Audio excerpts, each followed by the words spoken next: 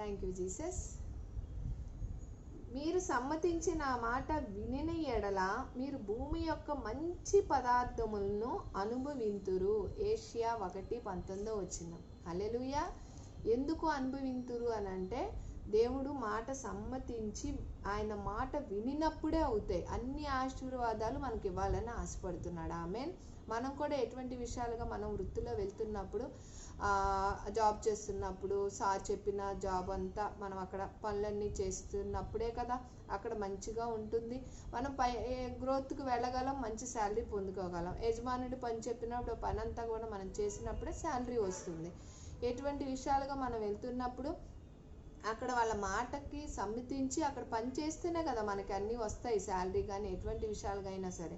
మరి దేవుడి మాట ఎందుకు ఇక్కడ మీరు సమ్మతించి నా మాట వినినట్లయితే భూమి యొక్క మంచి పదార్థములు, అంటే మంచి పదార్థములు అనగానే ఏదో ఆహార పదార్థాలు అనుకుంటాం. కరెక్టేనండి, ఆహార పదార్థాలు ఎంత ముఖ్యమో మరి ముఖ్యంగా అన్ని విషయాలుగా కూడా ఆశీర్వదించాలని ఆశపడుతున్నాడు. దేవుడు మాట ఎంత గొప్పదంటే అన్ని విషయాలుగా, అంటే అన్ని ఆశీర్వాదాలుగా ఆశీర్వదించాలని. ఎందుకు అని అంటే అక్కడ మనం ఏ విషయాలుగా కీడు చేయటం మాని మేలు చేసినట్లయితే దేవుడు మనల్ని ఆశీర్వదించాలని ఆశపడుతున్నాడు. ఎటువంటి విషయాలుగా కీడుగా మనం వెళ్తున్నామో ఆలోచిస్తున్నామో అవన్నీ తీసివేసి మేలు చేసే ఉద్దేశాలు కలిగి మేలు చేసే పనులు చేస్తే దేవుడు మనకి ఈ వాగ్దానం మన పట్ల సంపూర్తిగా నెరవేర్చాలని ఆశపడుతున్నాడు. ఆమేన్. మనం ఏ విషయంగా కూడా ఎక్కడ ఏం విడిచిపెట్టాలో, ఎటువంటి విషయాలుగా నడుచుకోవాలో దేవుని ఎదుట మనం నడుచుకున్నట్లయితే తప్పకుండా సాయం చేస్తాను అంటున్నాడు. ప్రతి ఒక్కరము కూడా భూమి యొక్క మంచి పదార్థాలు అనుభవించే వారముగా మరింతగా ఆయన మాట సమ్మతించి వినినట్లయితే మనం ప్రతి ఒక్కరికి కూడా అన్ని విధాలుగా ఆశీర్వదిస్తానని సెలవిస్తున్నాడు. హల్లెలూయా.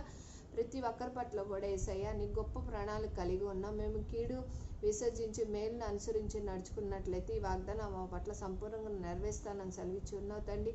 ఎటువంటి విషయాలుగా మేము కీడును విసర్జించాలో మేలును అనుసరించాలో మాకు మరింతగా నాయన తండ్రి ఆ జ్ఞానాన్ని దయచేసి ప్రతి ఒక్కరి పట్ల కూడా నీ కృపలతో మేలులతో మరింతగా భూమి యందు మంచి పదార్థాలను అనుభవించే వారిగా, ఎటువంటి విషయాలుగా కూడా మమ్మల్ని ఆశీర్వదించాలనుకున్న ఉద్యోగంలో, వ్యాపారంలో, ప్రతి ఒక్కరి కుటుంబంలో కూడా సంతోషాన్ని నింపాలనుకుంటున్నావు.